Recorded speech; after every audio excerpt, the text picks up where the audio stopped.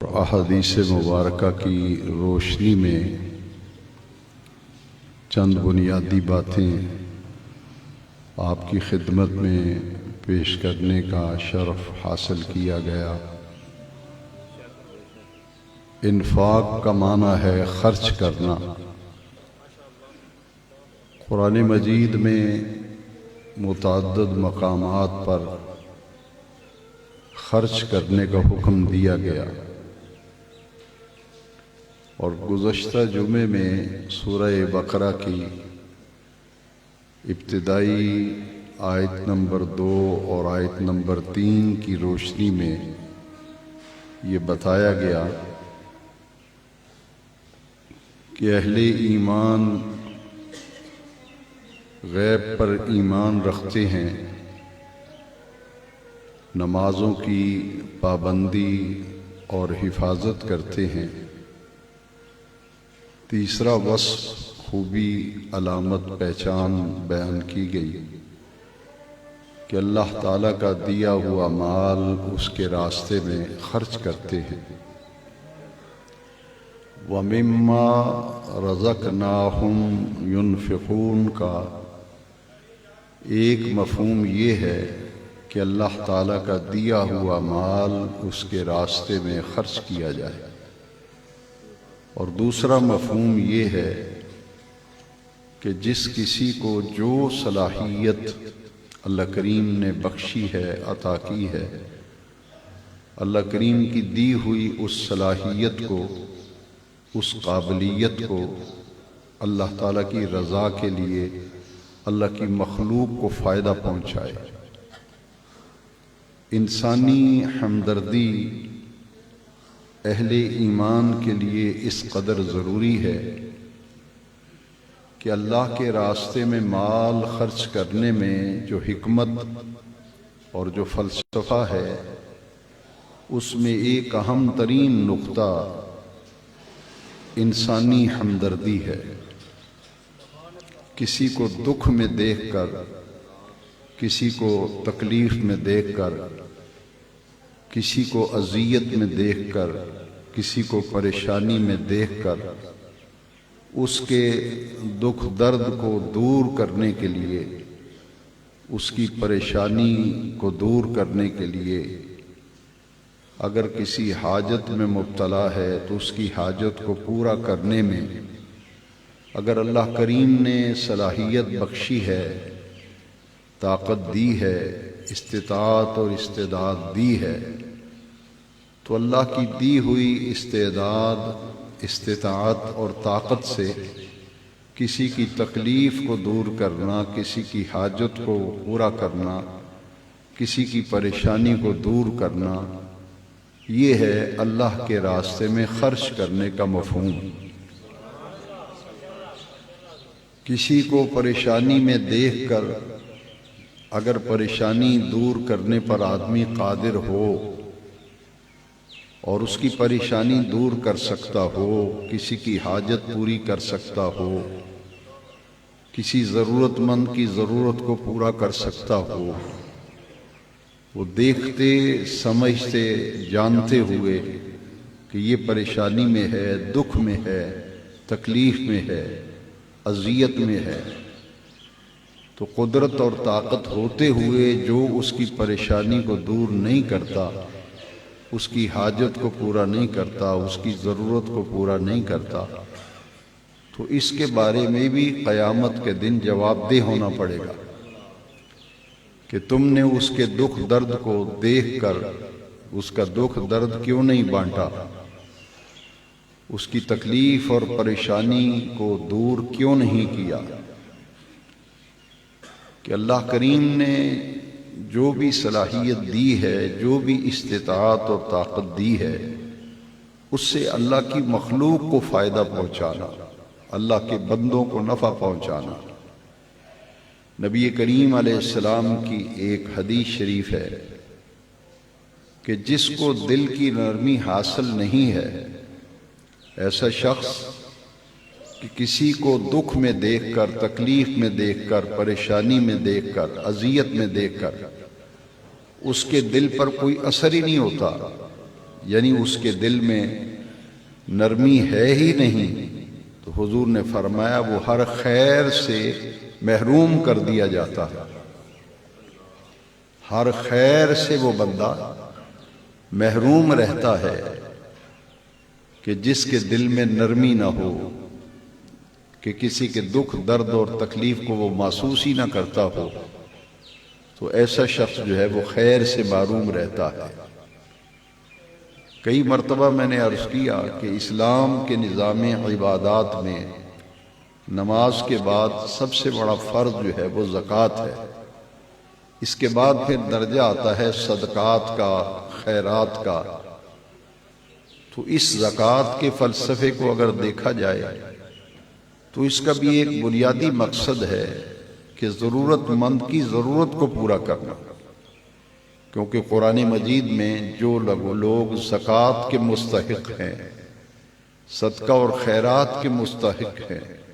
ان کی جو فہرست بیان کی گئی ہے، اس فہرست میں پہلا نمبر آتا ہے کہ اپنے قریبی رشتہ داروں، خون کے جو رشتے ہیں، ان میں سے جو قریبی رشتہ ہے سب سے زیادہ وہ مستحق ہے تمہاری زکوٰۃ کا، تمہارے صدقے کا، تمہاری خیرات کا۔ سب سے زیادہ مستحق وہ ہے ذوی القربا، جو خونی اعتبار سے تمہارے قریب ہے، رشتوں کے اعتبار سے قریب ہے، تعلقات کے اعتبار سے جو تمہارے قریب ہے، وہ زیادہ مستحق ہے کہ اگر وہ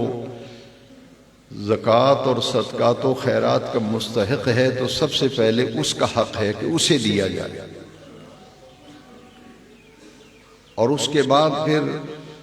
فقراء اور مساکین کے فقیر لوگ جن کی زندگی مشکل سے گزرتی ہے، ان کے ذرائع آمدن جو ہیں وہ بڑے محدود ہیں، نظام زندگی ان کا چل نہیں رہا۔ مسکین کا معنی اصل میں مفہوم یہ ہے کہ جو اوپر سے دیکھنے میں بالکل صحت مند اور توانا ہو لیکن اندر سے کھوکھلا ہو، جو کسی کے سامنے اپنا ہاتھ نہیں پھیلاتا۔ ایک آدمی سائل بن کے آپ کے دروازے پہ آتا ہے تو گویا کہ اس نے اپنی عزت نفس آپ کے سامنے رکھ دی ہے، اور ایک وہ شخص ہے جو عزت نفس آپ کے سامنے نہیں رکھنا چاہتا لیکن اندر سے کھوکھلا ہے، اس کے نظام زندگی نہیں چلتا۔ انہیں قرآن مجید کی اصطلاح میں محروم کہا گیا۔ ایک سائل ہے، حق للسائل والمحروم، سائل تو وہ ہے جو ہاتھ پھیلا کر آپ کے دروازے پہ آ گیا، آپ سے قرض مانگا، آپ سے مدد مانگی، تو اس نے عزت نفس آپ کے سامنے رکھ دی، اور عزت نفس کو مجروح کر کے وہ ہاتھ پھیلا کے آپ کے سامنے آیا۔ لیکن ایک شخص ایسا ہے جو اپنے گھر میں بند ہے، اپنے معاملات کو لیے ہوئے نظام زندگی چلا رہا ہے، کسی کو اپنا حال بھی نہیں بتاتا، کسی کو دکھ درد نہیں بتاتا، لیکن اندر سے وہ کھوکھلا ہے، اس کا نظام زندگی چل ہی نہیں رہا۔ تو قرآن مجید فرماتا ہے کہ اپنے رشتہ داروں میں، اپنے دوست احباب میں، قریبی لوگوں میں الاقرب فالاقرب، جو سب سے قریبی ہے اس کا درجہ ہے، پھر اس کے بعد جو قریبی ہے اس کا درجہ، پھر فقراء ہیں، مساکین ہیں، ان کو ڈھونڈ ڈھونڈ کر مدد کی جائے اور ان کی ضرورتوں کو پورا کیا جائے، ان کی حاجتوں کو کفالت کی جائے۔ پھر اس میں ایک درجہ یتامہ کا آتا ہے، یتیم، اور یتیم نابالغ بچے کو کہتے ہیں۔ جب بچہ بالغ ہو جائے تو اس پر لفظ یتیم صادق نہیں آتا۔ جو نابالغ ہیں، جب تک بچہ نابالغ ہے اس پر لفظ یتیم جو ہے اس پہ صادق آتا ہے۔ ایسے بچے جو نابالغ ہیں، ماں باپ کا سایہ سر سے اٹھ گیا یا دونوں میں سے کفالت کرنے والا باپ دنیا سے چلا گیا، تو اس کی ضرورتوں کو پورا کرنا اور یتیموں کو زکوٰۃ، صدقات و خیرات کے ذریعے مدد کرنا۔ اور اس میں ایک درجہ ہے وابن السبیل، مسافر، کہ ایک آدمی اپنے گھر میں تو دولت مند ہے، بلکہ اس پہ زکوٰۃ واجب ہو، لیکن سفر کی حالت میں اس کے پیسے چوری ہو گئے، گم ہو گئے، یا ڈاکو نے لوٹ لیا، یا پیسے ختم ہو گئے، تو اس مسافر کی مدد جو ہے وہ بھی زکوٰۃ کی رقم سے، صدقات و خیرات کی مد سے اس کی مدد کی جا سکتی ہے تاکہ وہ اپنے گھر پہنچ جائے۔ وفی الرقاب، اور گردنیں چھڑانے میں اللہ کا دیا ہوا مال اس کے راستے میں خرچ کیا جائے۔ اس میں سے ایک نمبر مقروض کا ہے کہ ایک آدمی مقروض ہے، قرضے کے نیچے اس قدر دب چکا ہے کہ اس کا نکلنا مشکل نظر آ رہا ہے، تو زکوٰۃ اور صدقات و خیرات اور اللہ کے راستے میں مال خرچ کرنے میں ایسے لوگوں کی مدد کرنے کا جو طریقہ بیان کیا گیا وہ یہ نہیں ہے کہ ایک آدمی مقروض ہے اور اس کو آپ 10 روپے دے رہے ہیں، وہ کہتے ہیں میں مقروض ہوں میری مدد کریں۔ آپ اس کا پورا قرضہ اتارنے پر قادر ہیں، اللہ نے آپ کو اتنا مال دیا ہے کہ آپ اپنی زکوٰۃ نکالیں، صدقات و خیرات سے اس کا قرض اتار سکتے ہیں۔ تو شریعت یہ کہتی ہے کہ اس کا سارا قرضہ اگر اتارنے پر قادر ہو تو چھپے ہوئے اس کی مدد کرو، اس کا قرضہ خفیہ طریقے سے اتار دو، اور ایسے اتارو کہ اس کی عزت نفس بھی مجروح نہ ہو، دائیں ہاتھ سے دو اور بائیں ہاتھ کو خبر بھی نہ ہو۔ ایک ہے پیشہ ور مانگت جو ہیں، بیگر جنہیں کہتے ہیں، جن کی عادت ہے جھوٹ بولنا، اور اکثر دکانوں پہ جو لوگ آتے ہیں ان میں سے جھوٹے کیس زیادہ ہوتے ہیں۔ وہ پیشہ ور لوگ مانگے تو ہوتے ہیں، آ کر وہ جھوٹی گانیاں گڑھتے ہیں۔ جب ایک شخص کہے کہ جناب کہ آؤ ہم تمہاری مدد کرتے ہیں، تمہارا قرض اتارتے ہیں، بتاؤ تم نے کس کا قرض دینا ہے، تو وہ آدمی بھاگ جائے گا۔ اور ایسے ہی اگر کوئی ضرورت مند بن کر جھوٹی گانیاں گھڑ کے آتا ہے تو وہاں شریعت یہ رہنمائی کرتی ہے کہ اسے محروم نہ رکھو، کچھ نہ کچھ ضرور اس کی مدد کر دو، کیونکہ سائل بن کر آیا ہے تو خالی نہ لوٹاؤ، اگرچہ وہ اندر سے جھوٹ بول رہا ہے، لیکن چونکہ آپ کے پاس وہ سائل بن کے آیا ہے تو اس کو کچھ نہ کچھ دے دو تاکہ آپ کے در سے وہ خالی نہ جائے۔ لیکن اصل معاملہ جو شریعت مطہرہ میں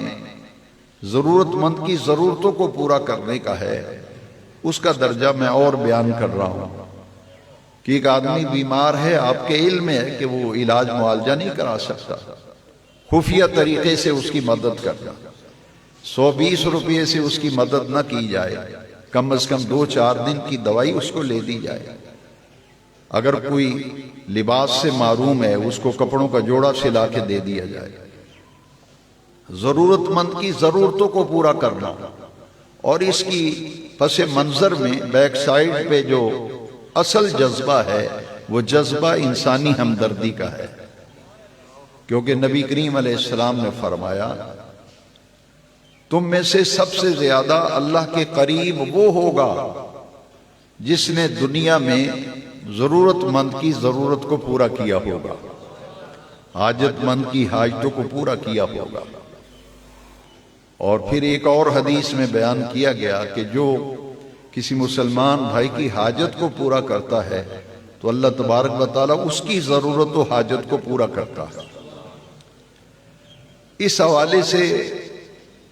میں نے پچھلے جمعے بھی کچھ وضاحت کی تھی کہ جن لوگوں کو اللہ کریم نے مال دیا ہے وہ ضرورت مند کی ضرورت پوری کر سکتے ہیں، کسی کا علاج کروا سکتے ہیں، ان کی ذمہ داری بڑھ جاتی ہے، اور اس کے بعد پھر وہ درجہ آتا ہے کہ وہ ساری ضرورت تو پوری نہیں کر سکتے، لیکن اللہ کریم نے انہیں اس قدر نوازا ہے کہ کچھ نہ کچھ اس کی مدد کر سکتے ہیں، تو وہ جس قدر کر سکتے ہیں اس قدر اس کی مدد ضرور کریں۔ اور ایک درجہ ہے جو پوری ضرورت، قرضہ کسی کا اتارنے، 1 لاکھ روپیہ قرضہ ہے کسی کا اور وہ بیچارہ پھنسا ہوا ہے، نکل ہی نہیں رہا، اور ایک آدمی کی زکوٰۃ 6 لاکھ میں بنتی ہے تو 1 لاکھ دے کے اس کو اس کی جان چھڑا دے وہ، یہ ہے اس کا مفہوم۔ وفی الرقاب، ایک اور آدمی ہے، کسی نے کسی کے پاس کوئی چیز ضمانت کے طور پہ رکھی ہے، وہ نہیں چھڑا پا رہا، تو زکوٰۃ کی مد سے اس کی مدد کی جا سکتی ہے۔ یا ایسا جیل کے اندر کوئی قیدی ہے جو بے گناہ پڑا ہوا ہے جرمانہ نہیں دے سکا، یا اس کو چھڑانے کے لیے جو مال کی ضرورت ہے وہ اس کے پاس ہے ہی نہیں، تو وہ پھر رقاب گردن چھڑانے میں خرچ کرنا زکوٰۃ و صدقات و خیرات کا، کہ اس کی ایسی ضرورت پوری کی جائے کہ وہ رہائی پا لے۔ تو یہ سارے معاملات جو ہیں یہ در حقیقت اللہ کے راستے میں خرچ کرنے میں آتے ہیں۔ وَانفِقُوا فِي سَبِيلِ اللَّهِ، اللہ کے راستے میں خرچ کریں، یہ ہے اللہ کی مخلوق پر خرچ کرنا۔ اسے انسانی ہمدردی کے پیش نظر اسلام کا جو نظام زکوٰۃ ہے، صدقات و خیرات ہے، اس میں انسانی ہمدردی کا عنصر غالب کیا گیا۔ اور ایک ہے اللہ کے دین کے لیے خرچ کرنا، وہ بھی پچھلے جمعے میں نے اس کی بھی صورتیں ادا کی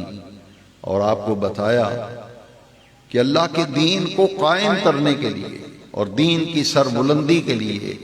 دین کی نشر و اشاعت کے لیے، دین کی دعوت و تبلیغ کے لیے جو خرچ کیا جاتا ہے وہ بھی انفاق فی سبیل اللہ کے درجے میں آتا ہے۔ جیسا کہ قرآن مجید میں فرمایا گیا، کون ہے من یقرض اللہ قرضا حسنا، کون ہے جو اللہ کو قرض حسنا دے؟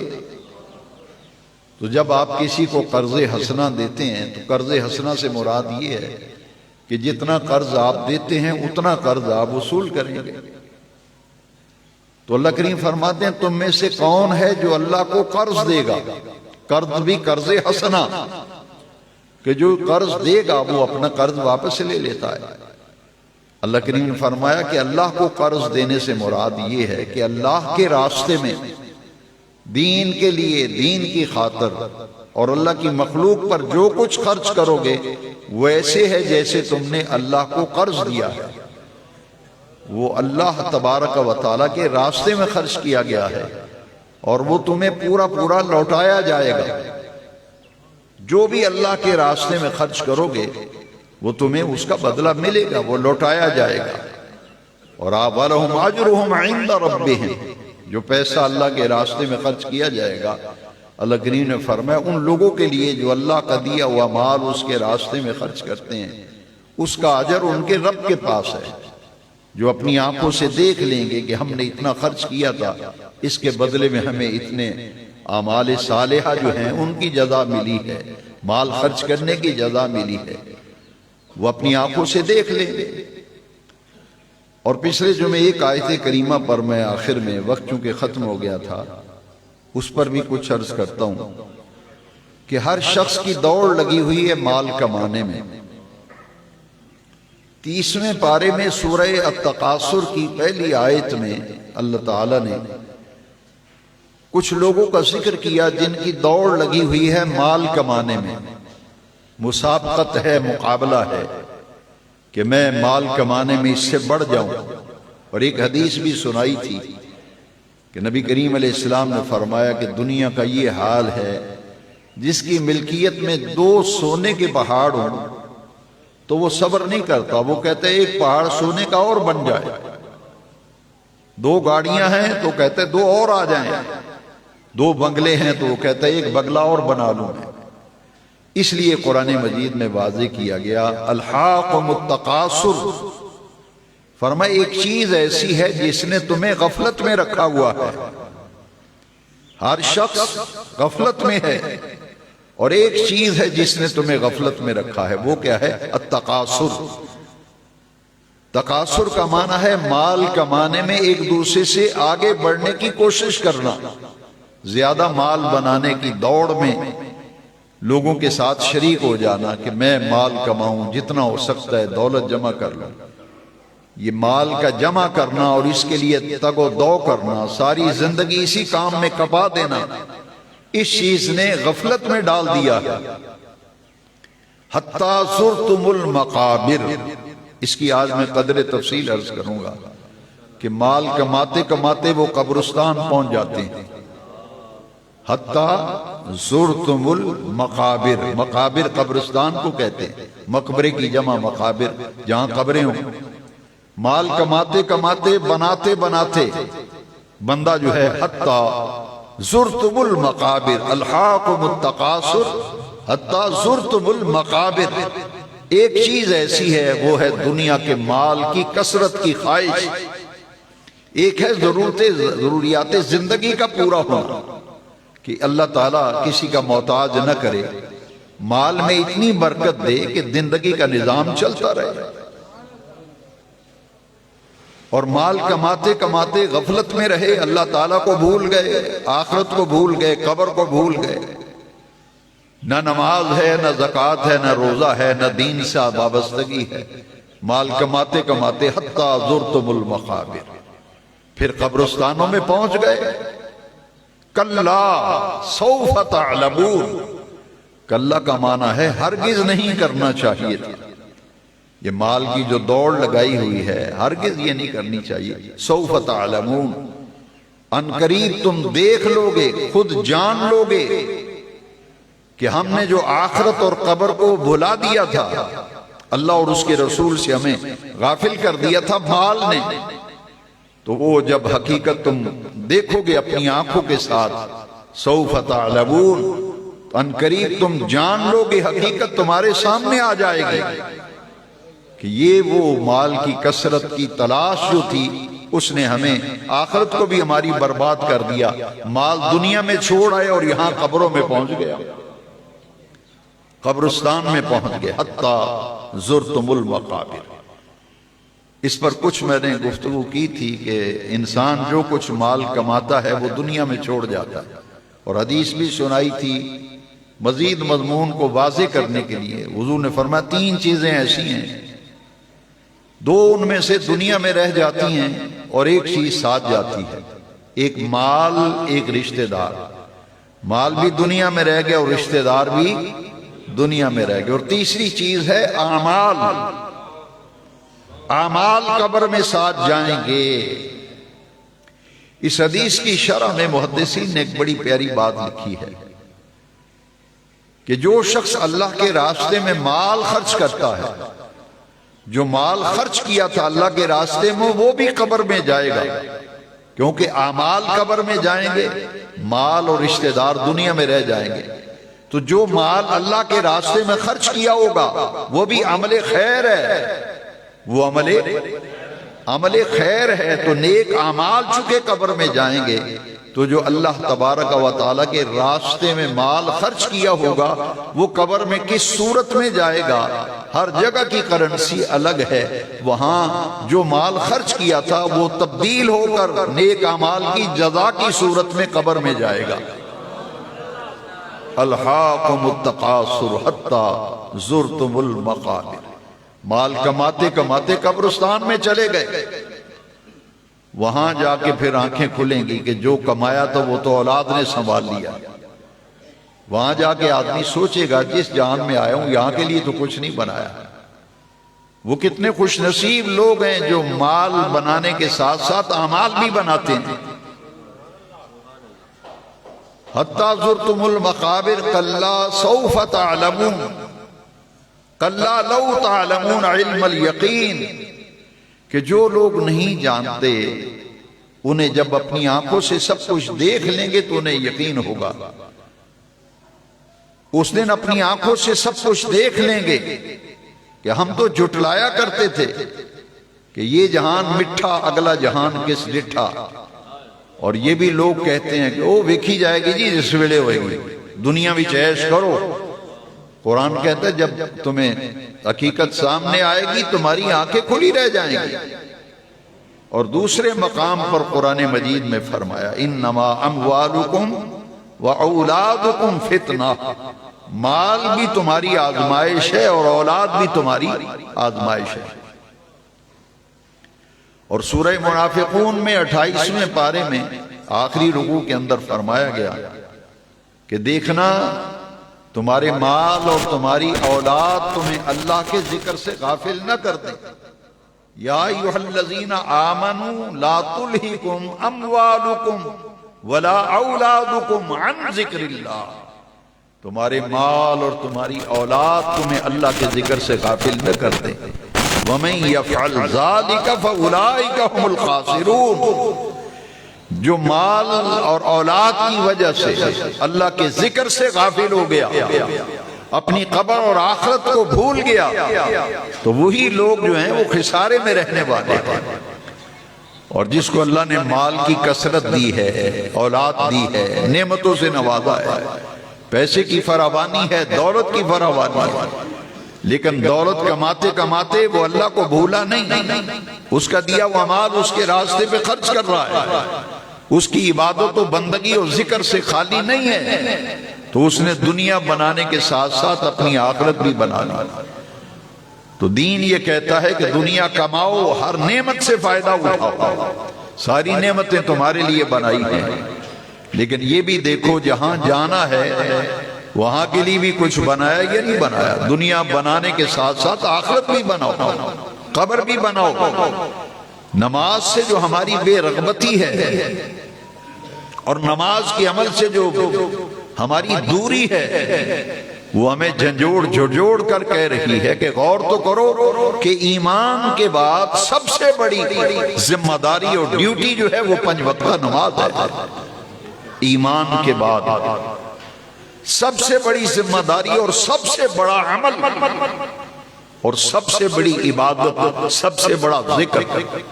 ایمان کے بعد وہ نماز ہے۔ اور قیامت کے دن جب اعمال کا حساب و کتاب ہوگا تو سب سے پہلے نماز کے بارے میں ہی پوچھا جائے گا، اس عمل کے بارے میں پوچھا جائے گا۔ نماز سے بے رغبتی اور نماز سے دوری اور نماز سے غفلت، قرآن کہتا ہے یہ تمہاری مال کی جو دوڑ لگی ہوئی ہے اس نے تمہیں غافل کر دیا ہے۔ الہاکم التکاثر حتی زرتم المقابر، آخرت اور نماز اور دین سے تم غافل ہو گئے اور نتیجہ یہ نکلا کہ موت جب آئی حتی زرتم المقابر، مال کماتے کماتے قبرستان میں پہنچ گئے، آخرت کو نہیں کمایا، دنیا کمانے میں ساری زندگی کما لی۔ فرمائی انما اموالکم واولادکم فتنہ، مال بھی تمہاری آزمائش ہے اور اولاد بھی تمہاری آزمائش ہے۔ اللہ کے راستے میں خرچ کرو، مال منجمد ہو جائے تو اسلام میں یہ ناپسندیدہ عمل ہے۔ سرکولیشن، یہ گردش جو ہے مال کی یہ چلتی رہنی چاہیے۔ پانی بھی وہی پاک ہے، دیکھیں نا ایک کھالا ہے اس میں پانی بہہ رہا ہے، اس سے وضو کر سکتے ہیں، لیکن اس میں پانی کھڑا ہوا ہے وہ تو متعفن ہو گیا، اسے تو وضو بھی جائز ہے۔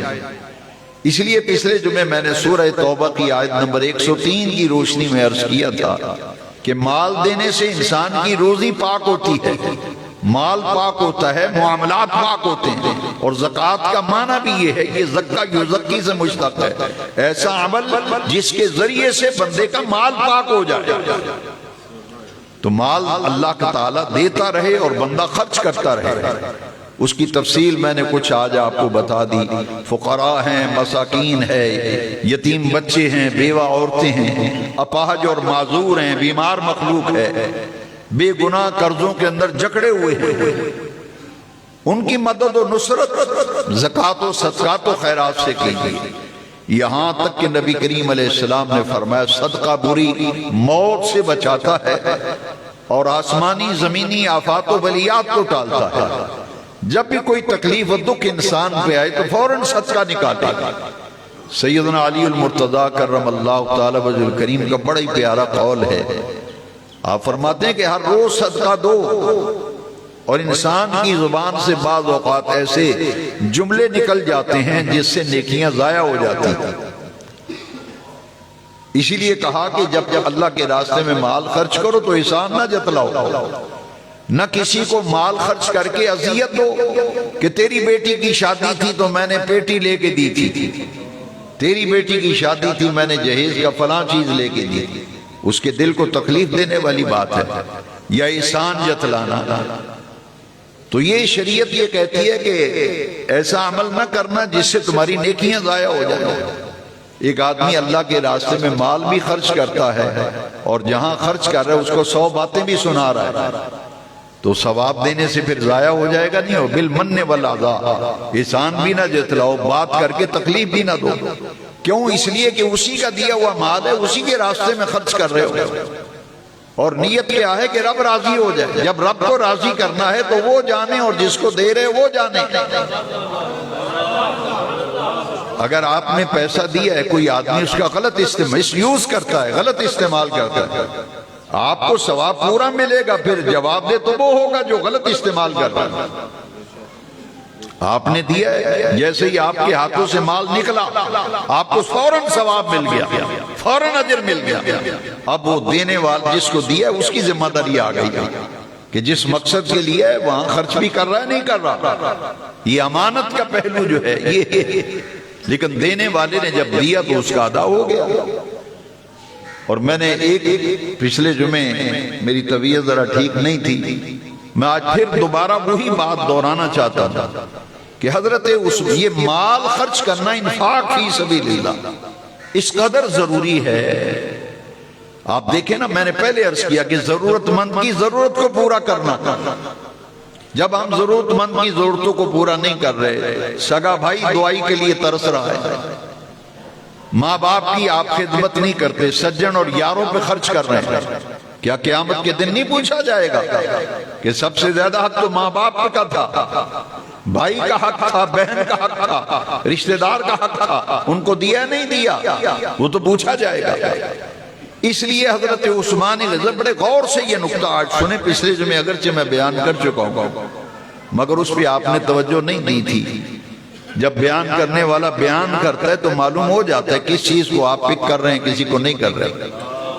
کہ آپ کی توجہ ادھر ادھر ہو جاتی ہے گھڑی کی طرف، یا کوئی آدمی آیا ہے تو اس کو آپ دیکھنے لگتے ہیں۔ غور سے سننا میری بات۔ حضرت عثمان غنی رضی اللہ تعالیٰ عنہ کو نبی پاک علیہ السلام نے 3 مرتبہ جنت کی بشارت دی تھی۔ کتنی مرتبہ؟ 3 مرتبہ جنت کی بشارت، اور تینوں مرتبہ مال خرچ کرنے پر بشارت بھی تھی۔ کوئی مجھے دکھا دے کہ نمازیں پڑھنے کی عثمان تو زیادہ نمازی ہے اس لیے تجھے جنت ہے، عثمان تم نے روزے زیادہ رکھے ہیں تو جنتی ہے۔ اللہ کی عزت کی قسم ہے، 3 مرتبہ حضور نے حضرت عثمان کو جنت کی بشارت دی، اور تینوں موقع وہ تھے جب عثمان غنی نے مال خرچ کیا گیا۔ اس سے اندازہ لگائیں کہ انفاق فی سبیل اللہ کی کتنی فضیلت ہے۔ اور ایک آیت پر آج میں جمعے کے خطبہ ختم کرتا ہوں، مثل الذین ينفقون اموالهم فی سبیل اللہ۔ قرآن مجید پڑھیں تو آنکھیں کھل جاتی ہیں کہ جگہ جگہ وانفقوا وانفقوا، خرچ کرو خرچ کرو خرچ کرو۔ اللہ کریم فرمائے مثل الذین ينفقون اموالهم فی سبیل اللہ، وہ لوگ جو اپنا مال اللہ کے راستے میں خرچ کرتے ہیں ان کی مثال ایسے ہے کمثل حبۃ، ایک دانے کی طرح، انبتت 7 سنابل، یہ زمین میں ایک دانہ بیج کا بوتے ہو اور وہ ایک دانہ کیا اگاتا ہے؟ 7 سنابل، ایک بیج کا ایک دانہ زمین میں دبایا تھا، بویا تھا، اور اس سے جو فصل نکلی، سٹا نکلا، ایک سٹا نکلا جس کے اندر 700 دانے ہیں۔ اگاتا کون ہے؟ لیکن یہاں دانہ اگانے کا نسبت کی، انبتت 7 سنابل، اگاتا تو اللہ تعالیٰ ہے مگر اللہ تعالیٰ فرماتا ہے ایک دانہ جو بویا تھا نا اس نے 7 سٹے اگائے، 7 بھالیں،